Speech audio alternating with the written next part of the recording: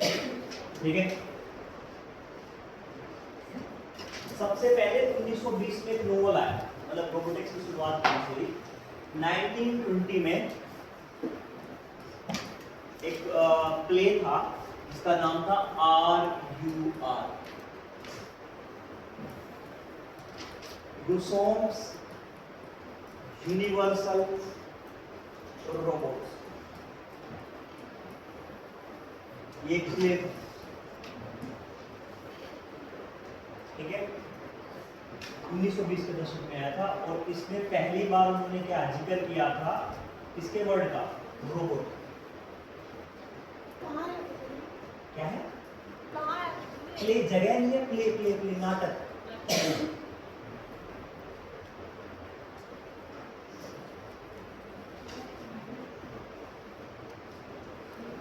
ठीक है, और इस प्ले में उन्होंने इनको एज ए लेबर फोर्स दिखाया, काम करने वाला। कैसे दिखाया था? फोर्स लेबर के रूप में दिखाया था कि आप इनसे काम करा। कैसे दिखाया था? वहां पे उन्होंने जब रोबोट को रिप्रेजेंट किया तो robot represented as forced labour. और ये बात ध्यान रखने की है कि उस टाइम पे वो मजदूरी वगैरह का जो कंसेप्ट था, बंधुआ मजदूरी, वो सब था वहां उस टाइम। मतलब ब्लैक लोगों से वो सब करवाने का वो कंसेप्ट थे।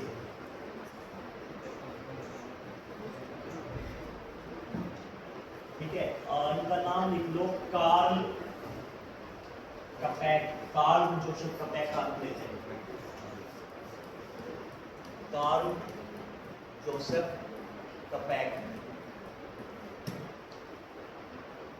कार्ल जोसेफ कपैक नाम से थे। इनका नाम था RUR। ठीक है, यूनिवर्सल रोबोट।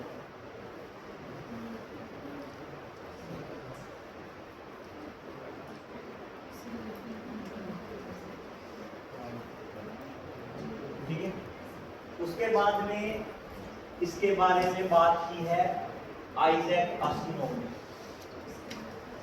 1940s के राउंड में इसका दोबारा जिक्र होता है, आइजैक असिमोव।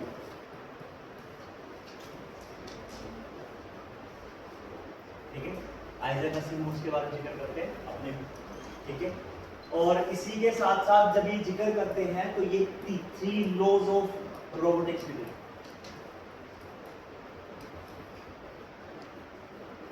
3 नियम देते हैं रोबोटिक्स। जैसे 3 लॉ ऑफ थर्मोडायनामिक्स है, वैसे आइजैक असिमोव 3 लॉ लिखते हैं किसके? रोबोटिक्स। फर्स्ट लॉ क्या कहता है? लिखो, no robot can harm a human being. No robot can harm an human being. Hindi में वाले लिखो कि कोई भी रोबोट किसी इंसान को कोई नुकसान नहीं पहुंचाएगा।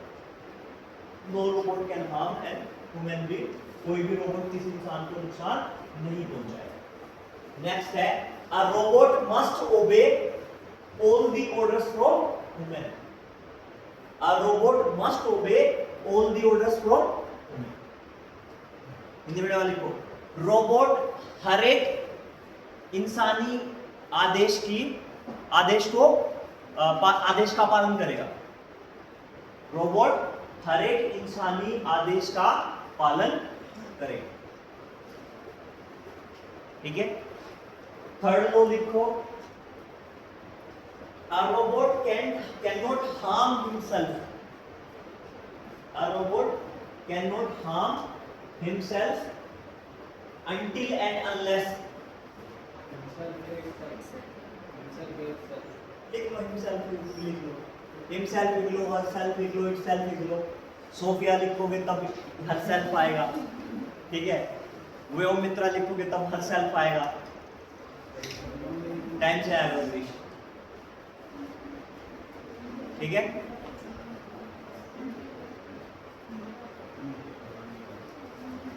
itself लिख लो, until and unless it cannot violate law 1 and 2।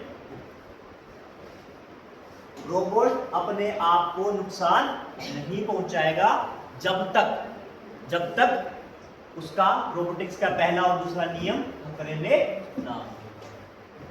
पहला और दूसरा नियम खतरे में अच्छा, अब वो बताओ, सबने चिट्टी देखा है? चिट्टी रोबोट्स वाली मूवी जो आई थी, रजनीकांत, ठीक है।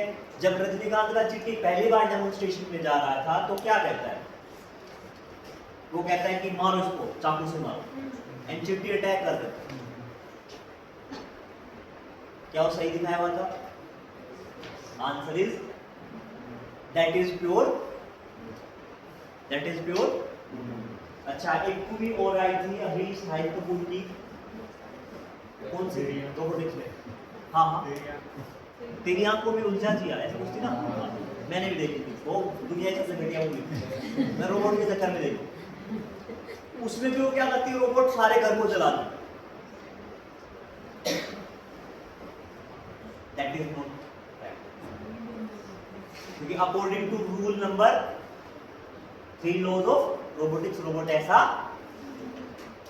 अच्छा, थोड़े दिन पहले एक न्यूज आई थी जापान में, ठीक है, कि एक रोबोट ने क्या कर लिया है, सुसाइड। क्या रोबोट सुसाइड कर सकता है? आंसर क्यों? Because it violets the article. हाँ, लेकिन कोई फायर फाइटर का रोबोट है और उसे पता है कि अंदर क्या है, कोई इंसान है, उसको बचाना है, उसे पता है कि अगर अंदर जाएगा तो तेरे वाइटल ऑर्गन्स क्या हो जाएंगे, डिस्ट्रॉय हो जाएंगे, तुम्हारा एम्पुलेटर्स, मोडुलेटर्स फ्लैट हो जाएंगे, सेंसर्स खराब हो जाएंगे, और उसको क्या करना पड़ेगा, इंसान को बचाना है, और उसको कमांड देगी, you need to save the human being that is entrapped in the building, तो वो उसको जाके बचाएगा, क्योंकि तब वो रूल वायलेट, ठीक है। उस टाइम में वो अपनी जाओ बता रहा था। अब न्यूज़ क्या आई थी? न्यूज़ ही आई थी, न्यूज़ ही आई थी कि वो रोबोट गिर गया, मतलब सुसाइड कर, जापान में। हुआ क्या था एक्चुअल में, रोबोट स्टेयर्स के पास खड़ा हुआ था, और उसका मिसबैलेंस हुआ और वो स्टेयर्स के नीचे। इस न्यूज़ को हाईलाइट करेंगे बिकॉज जापान में क्या है, रेस्टोरेंट में सारे, अब उन्होंने कहा कि हम इससे दिन रात काम कराते थे रोबोट से, और दिन रात काम कराने के बाद में क्या हुआ, रोबोट डिप्रेशन में आ गया, डिप्रेशन के बाद में ही गोज फॉर सुसाइड।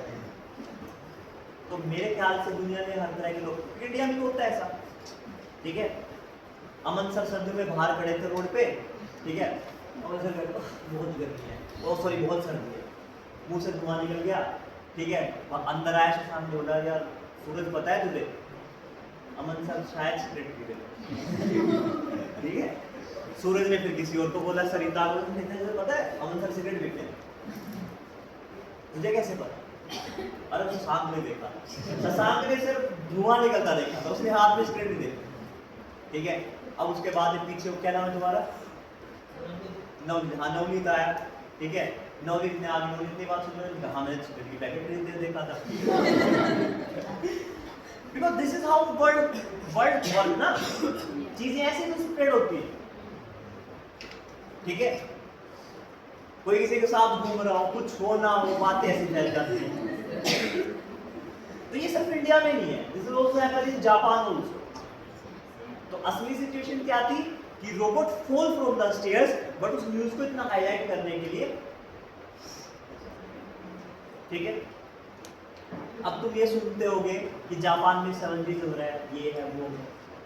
एक लड़का गया था, उसने व्लॉगिंग की वहाँ जाके, वो कहता है कि भाई हम लोगों ने सुना था जापान में 7G चलता है, कोई भी ट्रेन कभी लेट नहीं होती है, यहाँ पे भाई मैंने सिम खरीदी उसमें 3G का नेटवर्क आ रहा है, ठीक है, ट्रेन के लिए 2 घंटे से बैठा हुआ हूँ, वो नहीं हो पा रही है, उसको वीडियो हटानी पड़ेगी। क्यों हटानी पड़ेगी? ना है भाई, प्रोफेशन है। अगर मुझे वो कहेंगे कि इतना रुपया देके हटाओ तो मैं हटा दूंगा, मुझे क्या दिक्कत है, मेरा फायदा हो रहा है, हर जगह ऐसे होता है, ठीक है। तो जो मूवीज में दिखाया गया, उन सब में दिखाया गया, उसके लिए रोबोट्स के लिए सबसे जरूरी क्या है? T3 लोग। पहला लोग क्या कहता है?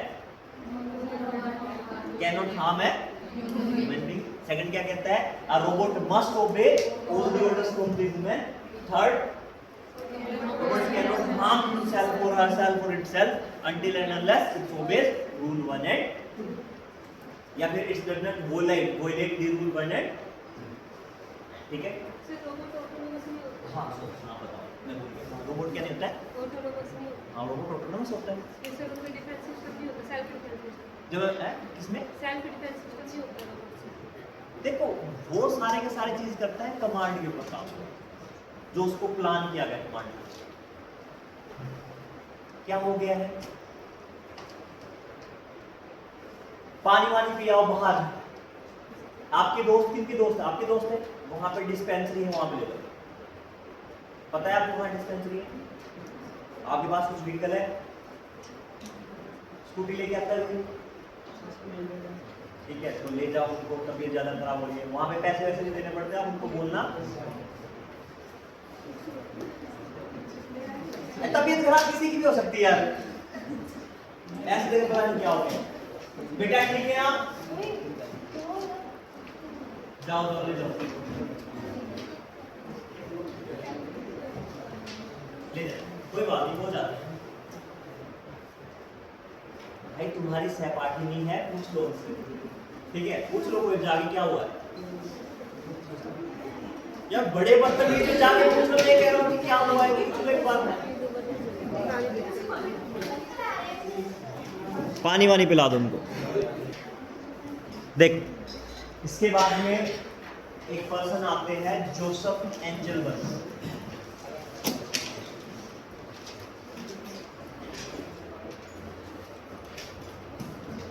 ठीक है, और ये क्या करते हैं, ये अपनी कंपनी बनाते हैं अल्टीमेट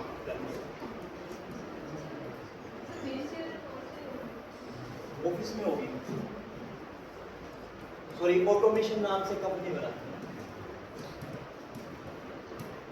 ठीक है, ऑटोमेशन नाम से 1954 में क्या करते हैं, कंपनी बनाते हैं, यूनिमेशन का भाई, ऑटोमेशन नाम यूनिमेशन,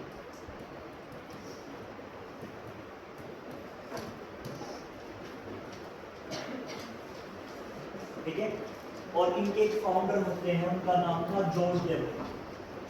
ये कंपनी जब बनाते हैं तो इनमें क्या है, एक पर्सन थे जॉर्ज डेवल, ये पैसा लगाते हैं, ये क्या करते हैं, पैसा लगाते हैं, और फिर ये क्या करते हैं, पूरे वर्ल्ड का पहला वो क्या बनाते हैं, इंडस्ट्रियल रोबोट बनाते हैं,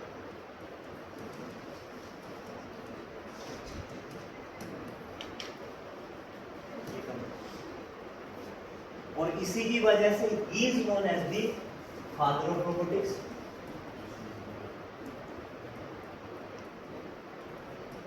ठीक है, and he is known as the grandfather of robotics.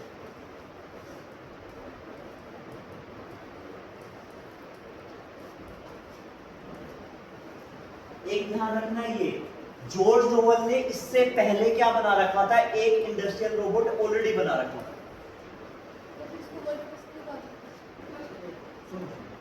वही बता, उन्होंने ऑलरेडी पहले क्या बना रखा था, इंडस्ट्रियल रोबोट बना रखा था, लेकिन ये वाला जो था that is autonomous.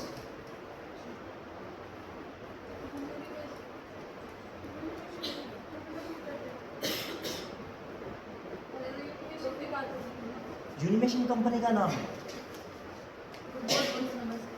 Robot automation, Joseph इन 1954 में इन्होंने यूनिमेशन नाम की एक कंपनी बनाई, जोसेफ एंजलबर्ग। जब ये कंपनी बना रहे थे तो यहाँ पे जॉर्ज डेवल ने इन्वेस्टमेंट की, कुछ पैसा भी तो चाहिए था, तो फंडिंग की, जॉर्ज डेवल ने क्या किया, फंडिंग की,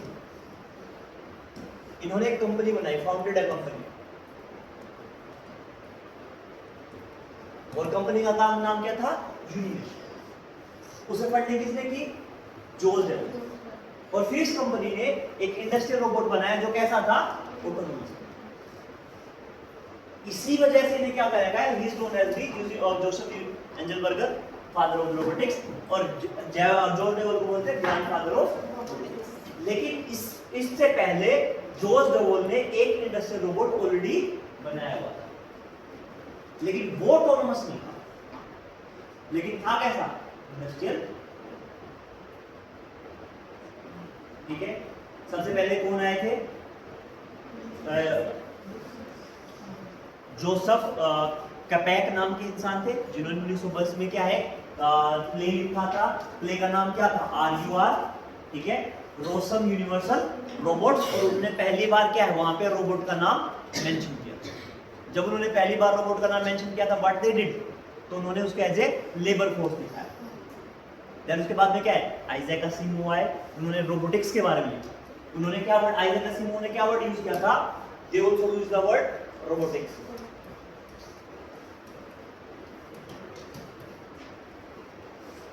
उन्होंने रोबोट यूज किया था, इन्होंने रोबोटिक्स भी वर्ड यूज किया। और साथ ही साथ आइजैक असिमोव ने क्या किया था कुछ टाइम के बाद में, he gives the 3 basic fundamental laws for the robotics. पहला लॉ क्या कहता है कि कोई भी रोबोट क्या नहीं करेगा, किसी इंसान को हार्म नहीं पहुंचेगा। दूसरा क्या है, वो मस्ट ओबे all the orders from human beings. And last का क्या है, लास्ट लॉ ये कह रहा है कि वो क्या करेगा, वो खुद को हार्म नहीं पहुंचाएगा जब तक वो वायलेट ना करे फर्स्ट लॉ, ठीक है। एंड देन उसके बाद में क्या है, उसके बाद में एक आते हैं जोसेफ एंजलबर्गर नाम से, वो क्या करते हैं, वो एक कंपनी फाउंडेड करते हैं और यूनिमेशन नाम से, ठीक है। इसकी फंडिंग होती है जॉर्ज जेवल के द्वारा, जिन्होंने क्या, जिन्होंने दुनिया का पहला वो बनाया था, इंडस्ट्रियल रोबोट बनाया, ठीक है। लेकिन पहला प्रॉपर इंडस्ट्रियल रोबोट जो ऑटोनोमस था, that is build by this company यूनिमेशन।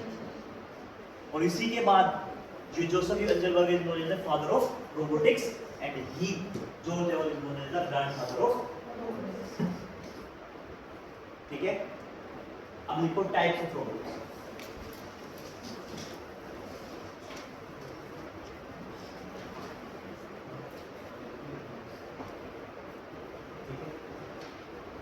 Robots के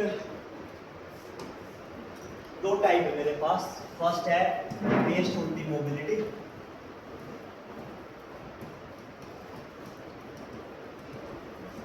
और दूसरा है बेस्ड ऑन दी एप्लीकेशन।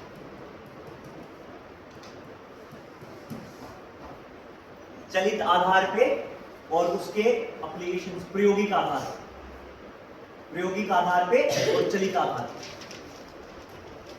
ठीक है। जब अभी इसमें सब हेडिंग बनाओ, ये बेस्ड ऑन दी मोबिलिटी। पहला स्टेशनरी रोबोट्स,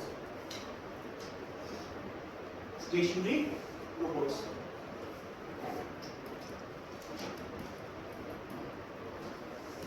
स्थिर रोबोट्स। दूसरा है मोबाइल रोबोट्स।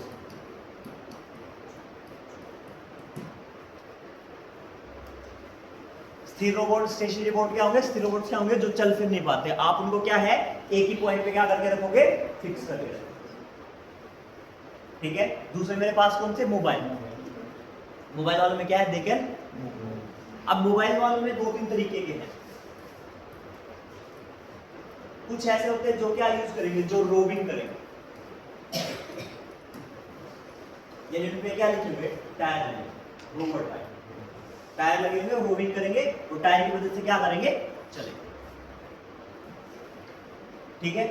कुछ ऐसे होंगे जो क्या करेंगे, वॉकिंग करेंगे,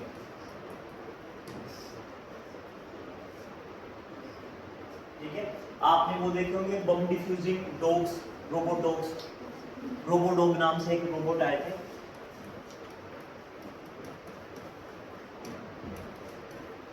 वो डॉग के जैसे थे एंड वो चल रहे थे, और कहीं पे क्या है, लैंड माइंस वगैरह, तो वहां पे डिटेक्ट करके बता देते, स्निफ करके आप सब कुछ करके सेंसर की वजह से पता लगा दो, तो वो भी क्या है, वॉक कर रहे हैं। कुछ ऐसे हैं, पहला तो टाइप इसमें होगा। दूसरा है ह्यूमन लाइक, जिनको हम क्या बोलते हैं, ह्यूमनॉइड्स को, ह्यूमन लाइक, इंसानों के जैसे भी क्या कर सकते हैं, वो, ठीक है। मेरे पास जो टाइप की बात लिखनी है, 2 टाइप के हैं, बेस्ड ऑन दी मोबिलिटी, लिख लिया करो यार, काम आ जाए कुछ, उनको बोल रहा हूँ, लिख लो क्या,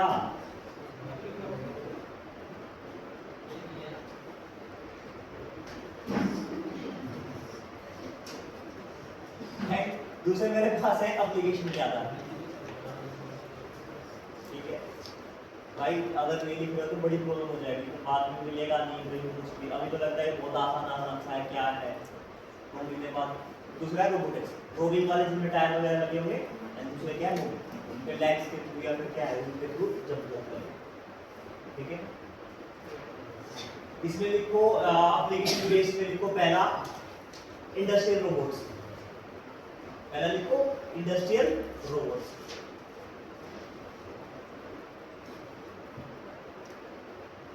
इंडस्ट्री को क्या बोलेंगे? औद्योगिक औद्योगिक रोबोट्स लिख लो। दूसरा लिखो सर्विस रोबोट्स। सर्विस रोबोट्स, ठीक है, सर्विस को सर्विस प्रोवाइड करना। तीसरे है मेडिकल रोबोट्स। Medical robots. चौथे हैं autonomous vehicles. Autonomous vehicles.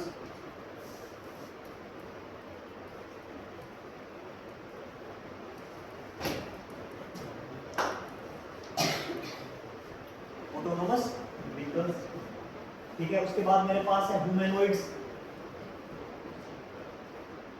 ह्यूमैनॉइड्स, agriculture robots. Agriculture robots, defence and military robots. Agriculture कृषि रोबोट। कृषि रोबोट हिंदी में बोलो, कृषि robot. Defence and military robots.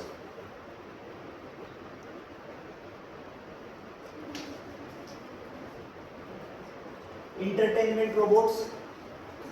Entertainment robots, मनोरंजन वाले robot. Entertainment robots. And last है मेरे पास कोबोट्स। कोबोट्स,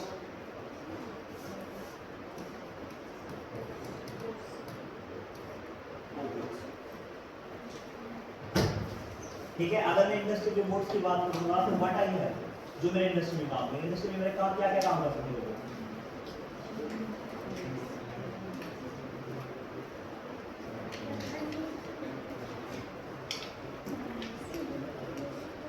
क्या कर सकते हैं?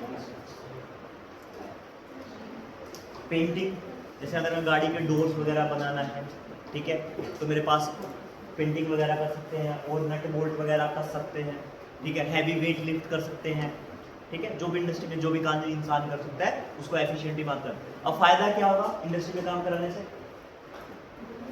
इंसानों से ज़्यादा कैपेबल रहेंगे, उनको लंच ब्रेक नहीं चाहिएगा, ठीक है, बहुत सारी चीज़ें, एफिशिएंसी बढ़ेगी, ठीक है। और जब मैं मास प्रोडक्शन करूंगा तो मेरे पास क्या रहेगा? मास प्रोडक्शन करूंगा तो मेरे पास कॉस्ट की लागत कम हो जाएगी एज कम्पेयर टू इंसान, ठीक है। अगर मुझे इंडस्ट्री को मुझे क्या करना है, अपनी फैक्ट्री को या मेरी इंडस्ट्री को 24 घंटे चलाना है, तो मैं क्या कर पाऊँ? मैं एक इंसान को 24 घंटे डिप्लॉय नहीं कर सकता। मुझे 24 घंटे चलाने के लिए 8-8 घंटे की शिफ्ट में कितने इंसान चाहिए? एक काम के लिए 3 चाहिए। लेकिन रोबोट मेरे क्या है, एक ही रोबोट काम चला रहे, एफिशिएंसी वेरी बढ़ेगी। दूसरे मेरे पास क्या थे? मेडिकल रोबोट्स, ठीक है। अब मेडिकल रोबोट्स में 2 तरह के होते हैं। एक तो है आपके पास वो जो आर्म्स वाले रोबोट्स होते हैं। अब बहुत तरह के होते हैं। आप मेडिकल रोबोट में वो वाले रोबोट भी समझ सकते हो। आपने देखा है लेंस कार्ड वाले ये क्लेम करते हैं कि हमने क्या किया है, लेंस कार्ड वाले क्या क्लेम करते हैं कि हमारे जो स्पेक्स के शीशे हैं वो लेंस की मदद से क्या है, रोबोटिक आर्म से कटे हुए। अच्छा, चश्मे लगाने वालों, तुम लोग ये बताओ कि तुम जब छोटे थे तो कितनी उम्र में स्पेक्स लगे? कितने, कौन से साल में? 2-3 साल पहले। कब लगे थे? 12th में। बड़े हो गए। कब लगे थे?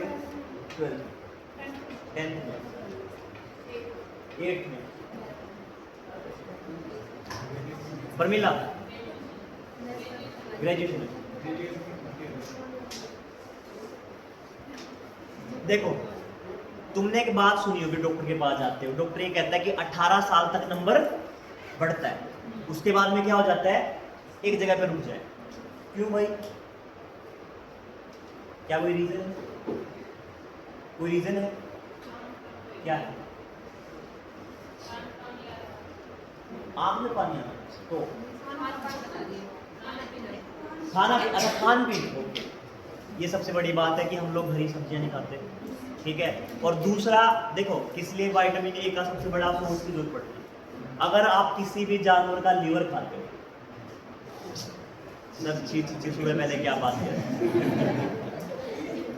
तो आपकी आई साइट बहुत अच्छी रहती है, because vitamin A is the rich source eyes के लिए। दूसरा है कि आप हरी सब्जी, जो कि बच्चे तो उनके साथ दिक्कत है। दूसरा पता है क्या है? दूसरा एक और भी रीजन है, दो चीजें होती है जब आप स्केच लगवाने जाते हो, तो दो चीजें होती है, एक तो होता है एक्सिस, दूसरा होता है पावर। ठीक है, जो ये कहते हैं कि भाई मेरा तो माइनस में 2.5 नंबर का है, माइनस में 2.5 नंबर का मतलब क्या है, दूर का दिखता है पास का दिखता है, दूर का नहीं दिखता है। और जिसका प्लस में होगा this is dipole 25D dipole. ठीक है, और जिसका प्लस में नंबर है मतलब उसको पास का नहीं है। कोई ऐसा है जिसका 5 प्लस डी हो माइनस में, है कोई? ठीक है, तो होता क्या है, इसके अलावा ये एक्सिस का पॉइंट होता है, ये होता है 0 डिग्री से लेके 180 डिग्री। वो जब जाते हो उसके पास में तो ऐसे हिला हिला के देखता है, यहाँ से दिख रहा है, यहाँ से दिख रहा है, देखता है वो, करता है। तो आपको ये एक्सिस दिया जाता है, किसी का 0 डिग्री हो गया, किसी का 105 डिग्री है, किसी का 10 डिग्री है, दिस इज आल्सो। अपने आसपास में जब हम बनवाते हैं तो शीशा काटने वाले क्या करते हैं, उसको रखते हैं और ऐसे काटते हैं, तो आपका क्या हो जाता है, डी चेंज हो जाता है। अब छोटे बच्चों के साथ दिक्कत क्या है, छोटे बच्चों के साथ दिक्कत ये है कि उनको ये नहीं पता लगता कि यहाँ से दिख रहा है वहां से दिख रहा है, तो एक दो बार में तो उनको ये लगता है भैया बहुत बढ़िया साफ दिख रहा है, हर जगह साफ दिख रहा है, अब तक धुंधला धुंधला दिख रहा था, तब तक जो लोग होंगे जिनको स्पेस लगे वो फील कर पाएंगे ज्यादा। ठीक है, अब बढ़िया, तो पहली बार में तो एक्सिस सेट होता ही नहीं है। दूसरा क्या रहता है, अगर आपका एक्सिस ठीक हो गया तो क्या है, जो कट करता है वो दिक्कत कर देते हैं, सही बात। तो क्या करना पड़ता है, अब वो क्या कह रहे हैं लेंस कार्ड वाले यही बात बोल रहे हैं कि हम जो कर रहे हैं हम किसके थ्रू कर रहे हैं, हम रोबोटिक आर्म के थ्रू कर रहे हैं। एक हमारा रोबोटिक आर्म वो क्या करेगा, आप उसमें एक्सेस नंबर डालोगे, पावर का लेंथ आएगा, उसमें एक्सेस डालोगे और उस एक्सेस करके उसको इस मिरर को उस शेप में काट, तो उससे क्या, उससे एरर कम हो जाएगा। और उस एरर कम होने की वजह से भी क्या दिक्कत है कि जो नंबर बढ़ने के चांसेस है किसकी वजह से, एक्सिस की वजह से, वो क्या हो जाएंगे, कम हो जाएंगे। ठीक है, और क्या क्या यूज है मेरे पास, क्या है मेरे पास नैनो बोट्स। अब देखो किसी की आर्टरी में क्या हो गया, जैसे आप बहुत ज्यादा घी खाते हो, घी खाना कोई बुरी बात हो, अगर आप अनसैचुरेटेड फैट खाते हो जो अच्छे वाला घी, या फिर ऐसा खाते हो जो क्या है, जो तुम अगर वो बर्गर खाते हो, कौन सा वाला, रोड साइड वाला, जो एक ही तेल को 10 दिनों तक वो डाले रख रहे हैं और उस तेल में बार बार क्या रहे छाने जा रहे हैं, और जब उनको नया तेल ऐड करना है, नया घी ऐड करना है, तो उसी में ऐड करना है। क्योंकि अगर आप बार बार क्या करते हो, ऑयल को बर्न करते हो, जला देते हो, देन व्हाट विल हैपन, उसमें क्या होता है, उसके ब्रेक जो है वो ब्रेक हो जाते हैं, चेन में जो ब्रेक्स होते हैं कार्बन और हाइड्रोजन के जो, सॉरी हाइड्रोजन के जो होते हैं वो ब्रेक हो जाता है और उसका शेप चेंज होता है, तो इसलिए वो अच्छा फूड नहीं देता। वो बाद में क्या होता है, आपके धमनियों में एज ए कोलेस्ट्रॉल जमा हो जाता है। ठीक है, आपने देखा अब कोलेस्ट्रॉल में बढ़ता है। अब होता क्या है कि आप लोग, हमारे पेरेंट्स के साथ में एक दिक्कत होनी स्टार्ट हो गई थी कि उनके पैरों की उंगलियां सो रही होगी, क्योंकि कहते हैं कि पैरों में ऐसे झंझनाहट हो रही है और वो कूदते ऐसे पीटते रहते हैं, this is nothing, this is symptom of high cholesterol. और उनकी वेन्स में क्या है, आर्टरीज की धमनियों में क्या है, अब इतना पोर्शन, अरे अब यहाँ से ब्लड फ्लो कर रहा है, हुआ क्या, यहाँ पेट में कोलेस्ट्रॉल, और ये आपकी मेन है आर्टरी, तो जितने इस प्रेशर से ब्लड आ रहा है उतने प्रेशर से ब्लड नहीं आ पाएगा, अगर कम ब्लड पहुंचेगा तो आपके हिस्सों में कम जाएगा और वहां पे आपको, अब होगा क्या, ये क्या करते हैं, या तो इस कोलेस्ट्रॉल को हटा दो या फिर इसको बंद करके क्या कर देते हैं, यहां तक बाईपास कर देते हैं, this is known as the bypass. यहाँ से ब्लॉक कर रहे हैं, यहाँ से ब्लॉक कर रहे हैं, and this is known as the bypass. अब ब्लड कहाँ से, यहाँ से फ्लो करके, अब अगर इसे मुझे ओपन बाईपास सर्जरी करनी है तो मुझे क्या है, मुझे 6 महीने तक क्या है, उन पे रखेंगे, दवाइयों पे रखेंगे।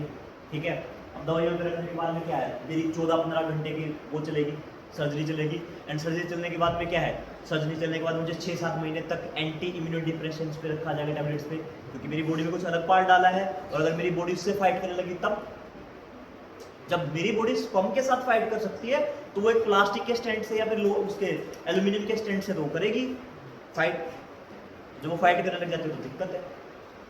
तो फिर क्या करते हैं, 6-7 महीने इम्यूनो डिप्रेशन पे रखते हैं। अब फिर मेरी नॉर्मल रूटीन है कि 6-7 महीने का मुझे बेड रेस्ट करना है, रिकवरी होगी, रिकवरी हो या ना हो, 50-60 लाख रुपए मैंने वहाँ फूक दिए, और उसके बाद में फिर मैं जिंदगी भर फुटबॉल नहीं खेल पाऊंगा, भाग नहीं पाऊंगा।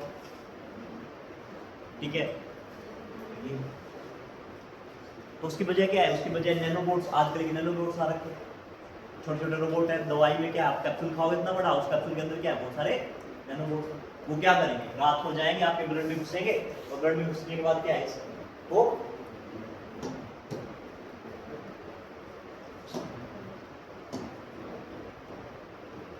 इसको साफ करेगा।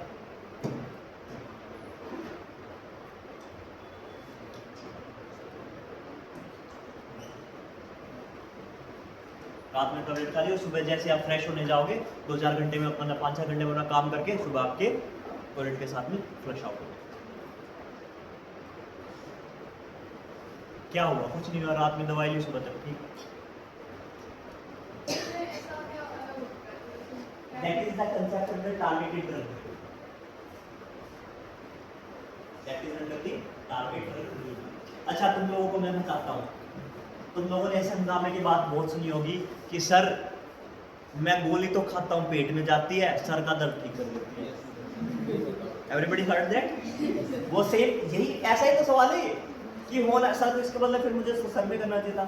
या फिर मुझे बुखार है, टुल्ले में इंजेक्शन लगाते हैं, सर का बुखार ठीक हो जाता है, बॉडी घुटनों में दर्द है, अब घुटनों में, जोड़ों में, एंकल में, यहाँ पे दर्द है, इनमें तो मुझे यहाँ पे इंजेक्शन लगना चाहिए। वो तो मेरा टारगेट होता क्या है कि जो मेरी, जैसे मेरे पास क्या है, अब मैं फीवर की टैबलेट ले, तो मेरे पास पैरास्टामोल है या डाइक्लोफेनेक। पैरास्टामोल जो है मेरा क्या है? एंटी इन्फ्लेमेटरी है, non steroidal anti inflammatory drug, NSAID, non steroidal anti inflammatory. पढ़ेंगे बायोटेक में, टेंशन ना, ये अरे क्या बोल रही है। तो वो क्या करती है? वो मेरे ब्रेन के किसी भी पार्ट में सूजन हो जाती है, उनको ठीक करती है। अब मेरा सर दर्द क्यों होता है? सर वो बहुत चीखता रहता है, नहीं सर मैं कहीं भी जाती हूँ तो बोल देता है कि वीडियो कॉल करके मिलता, उसने सर ऐसे होता है। तो क्यों होता है सर दर्द? क्यों होता? पंकज सर दर्द क्यों होता है? पंकज सर दर्द क्यों होता है? नहीं बता, नहीं होता ही नहीं, ये सही है। क्यों होता है? रिया नाम है? हाँ, क्या नाम है? प्रीति। हाँ, क्यों होता है प्रीति? किसी से बात पर बिना क्यों होता है? धूप की वजह से, थकावट की वजह से क्यों होता है?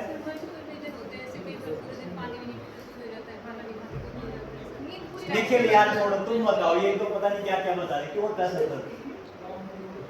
क्या है? काम वाम से ज्यादा हो जाता है। क्यों नींद पूरी कौन कह रहा है? अच्छा और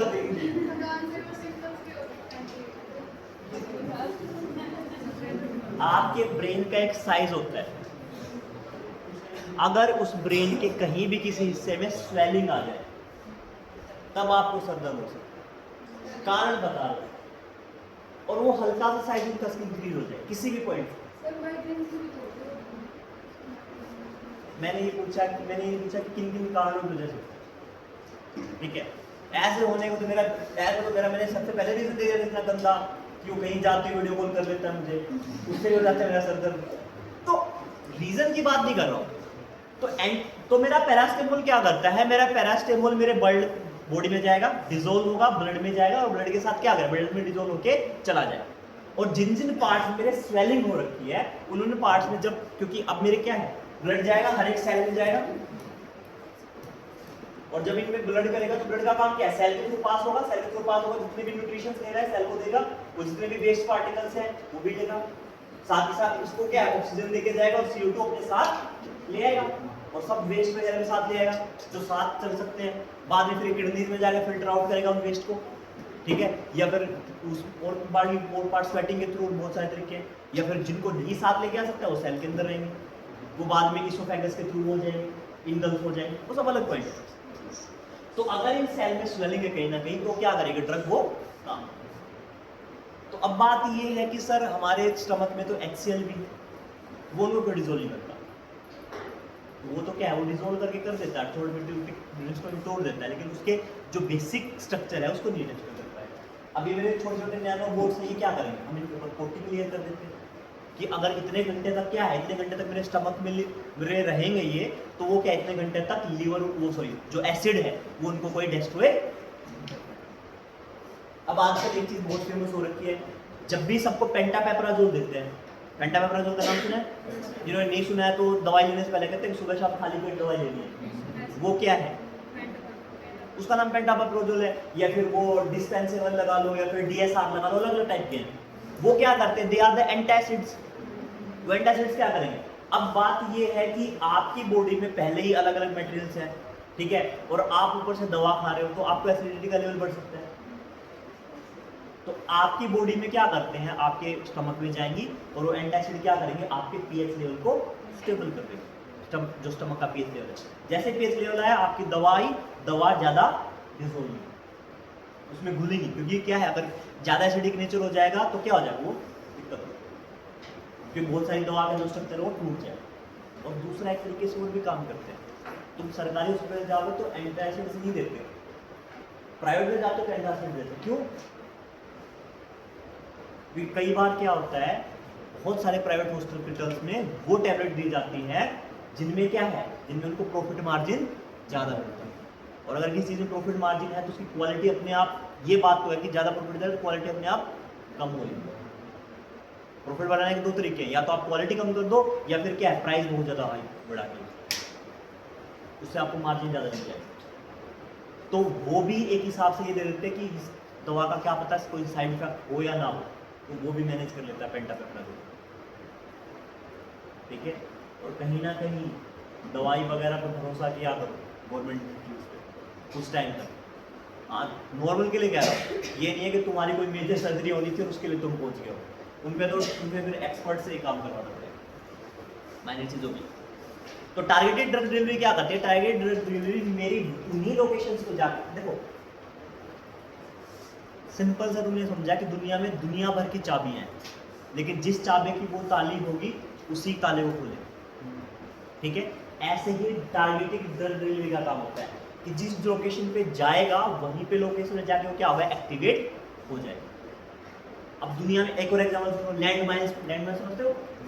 लैंड माइंस देखा होगा मूवीज में, जिन पे पैर रखते हैं तो फट जाते हैं लोग खड़े, तो लैंड माइंस तो बिछाई हुई फटती नहीं अपने आप, लेकिन जब ट्रिगर होगा पॉइंट तभी तो डरी दवाई उसको स्टेबल, उसके ऊपर प्रेशर आएगा, तो जैसे ही वो ड्रग जाएगी टारगेट ड्रग डिलीवरी में, उसको वो सराउंडिंग मिलेगी, उसके बाद में क्या है, वो अपने आप टैबलेट एक्टिवेट हो जाएगा, वरना तब तक एक्टिवेट। तो ये क्या करेंगे? ब्लड में फ्लो करेंगे, और जहाँ पे भी इनको क्या लिखेगा, कोलेस्ट्रॉल मिलेगा, वहीं पे क्या हो जाएंगे? ओपन अप हो जाएंगे, और वहाँ पे एक्टिवेट काम करेंगे। That's how targeted drug delivery work, ठीक है। ये तो मेरा मेडिकल, और मेरे क्या है, और मेरे पास बहुत सारे ऑपरेशंस हो गए, वो भी मेडिकल के थ्रू, जैसे लेजर का हो गया, मेरे पास लैप्रोस्कोपी है, दूरबीन की मदद से करने वाले ऑपरेशंस, वो सब। तो क्या है मेरा रोबोट्स इन, ठीक है। बाकी का हम बाद में करते हैं।